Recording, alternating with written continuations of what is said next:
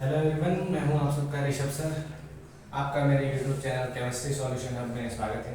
देखो, आज का सेटअप थोड़ा अलग दिख रहा होगा आप लोगों को।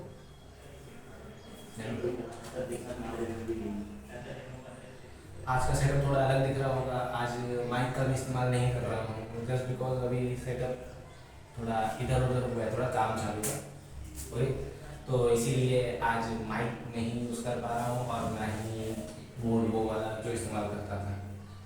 ठीक है, लेकिन मुझे वीडियो बनाना था, मुझे अपने लेक्चर अपलोड करना था, तो मैं भी कर रहा हूँ। ठीक है ना। सबसे पहला क्वेश्चन आ रहा है। आज का टॉपिक हमारा, आज यही टॉपिक है, एक ही टॉपिक का बना रहा हूँ। इससे रिलेटेड न्यूमेरिकल और previous year question next lecture में रहेंगे। ठीक, तो सबसे पहला question, derive the relation between molar mass of the substance, density of the substance and number of particles in a unit cell. हम लोग को रिलेशन निकालना है molar mass of the substance, density of the substance और number of particles का। ऐसा कोई साल नहीं जहां पर इस, मैं ये नहीं बोल रहा हूँ डेरिवेशन ज़्यादा इंपॉर्टेंट है। मैं ये बोलना चाहता हूँ कि इसमें जो फॉर्मूला आने वाला है वो हर साल आया है, मतलब कि उससे रिलेटेड न्यूमेरिकल हर साल आता है। बीच में एक आध साल का गैप देखने को मिल सकता है, पर हर साल इस फॉर्मूला से न्यूमेरिकल आया ही आया है। ठीक, क्लियर। नाउ स्टार्ट करते हैं। Derive the relation between molar mass of the substance. अब हम लोग को molar mass of substance, density of the substance, number of particles का रिलेशन निकालना है। जिसको मोलर मास नहीं मालूम वो पहले वीडियो पे जाओ, मैंने बेसिक्स ऑफ फिजिकल केमिस्ट्री करके डाला है, वहां पर जाके आप लोग देख सकते हो। नाउ स्टार्ट करते हैं। सबसे पहला point, if the mass of one particle is m and number of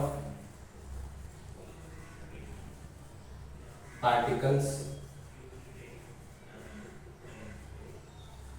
in unit cell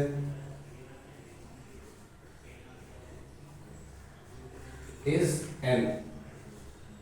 मतलब मास ऑफ वन पार्टिकल हम लोग कितना मान रहे हैं, n, और नंबर ऑफ पार्टिकल कितना मान रहे हैं, n। बताओ यूनिट सेल में कितने पार्टिकल होते हैं, n। या एससीसी होता है तो 1, बीसीसी होता है तो 2, एफसीसी होता है तो 4। अब हमें ये नहीं मालूम कि कौन सा वाला यूनिट सेल बोल रहा है, हम लोग जनरल लेके चल रहे हैं, इसलिए कितना पार्टिकल लेंगे, n पार्टिकल लेंगे। तो एक पार्टिकल में m मास हम लोग ने माना, एक पार्टिकल का मास m, ये देखो m। तो n पार्टिकल का मास कितना होगा, m इंटू n, है ना। तो मास ऑफ यूनिट सेल कितना आ जाएगा, mass of unit cell, mass of unit cell m into n, m into n।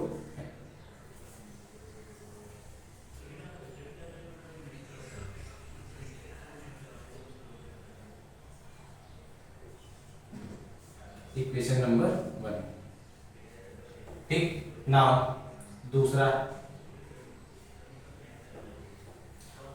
Point आता है, आपको वॉल्यूम ऑफ यूनिट सेल बताना है। Volume of unit cell, volume of unit cell क्या होगा, ए क्यूब फॉर देयर, यहां पे ए क्या है, for there a is edge length, a क्या है हमारा, एज लेंथ। देखो क्यूब का जो वॉल्यूम होता है वो लेंथ का, साइड का क्यूब होता है, और हमने साइड कितना माना है, ए माना है, इसलिए वॉल्यूम ऑफ यूनिट सेल क्या आ गया, ए क्यूब। नाउ तीसरा स्टेप, तीसरा स्टेप करते हैं।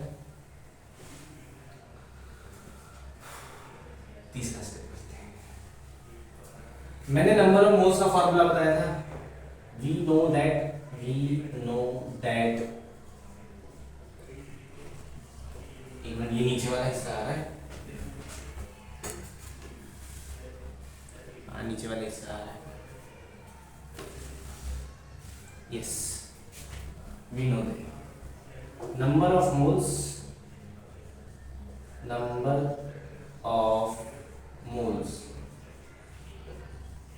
Is equal to given mass upon में मोलर मास अपॉन में मोलर मास।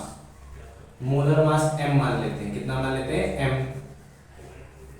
इक्वल्स टू, अच्छा मोल्स का एक और फॉर्मूला था, number of particles upon Avogadro number, number of particles upon में एवोगैड्रो नंबर, अपॉन में एवोगैड्रो नंबर को n से डिनोट करते हैं na। नाउ गिवन मास कितना है, इतना m into n divided by molar mass कितना माना है, कैपिटल है। देखो नंबर ऑफ पार्टिकल्स कितने हैं n अपॉन में एवोगैड्रो नंबर कितना है na ना, n और n कट गया, बचा क्या यहाँ पे m upon m equals 1 upon n।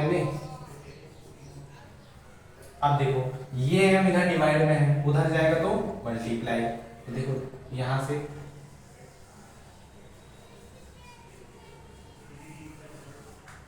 Small m क्या आ गया m अपॉन na, ये इक्वेशन नंबर दूसरा।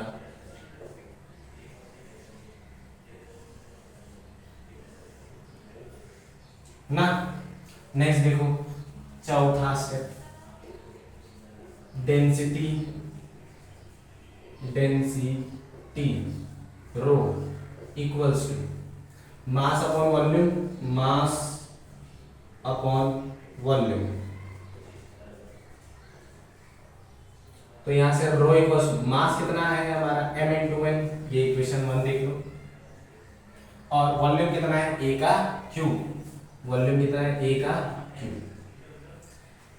m का वैल्यू हम लोग को मिल चुका है इक्वेशन 2 से m अपॉन na, जहां पर m क्या है हमारा molar mass, therefore rho equals to m upon m into n upon में na इंटू a का क्यूब। देखो स्मॉल m की जगह बस मैंने कैपिटल M अपॉन na रखा है, ठीक। नाउ ये था रिलेशन, इसी में रिलेशन निकल गया ना मोलर मास का, नंबर ऑफ पार्टिकल्स का और डेंसिटी का। देखो आ गया आंसर। अब ये फॉर्मूला, इस फॉर्मूले पे बहुत सारे न्यूमेरिकल आए हैं पिछले 10-12 सालों में, लगभग सारे सालों में आया ही आया है इससे रिलेटेड न्यूमेरिकल, ठीक है। आज का लेक्चर में इतना ही। आपको वीडियो पसंद आया होगा तो लाइक करो, शेयर करो, सब्सक्राइब करो, एंड नेक्स्ट लेक्चर में वापस से ये सब बताऊंगा, बिकॉज आज सेटअप उतना अच्छे से नहीं बना हुआ था। कल के लेक्चर में अच्छे से सेटअप बना के वापस से माइक के साथ हम वापस से स्टार्ट करेंगे। Okay, thank you very much for watching this video, bye bye.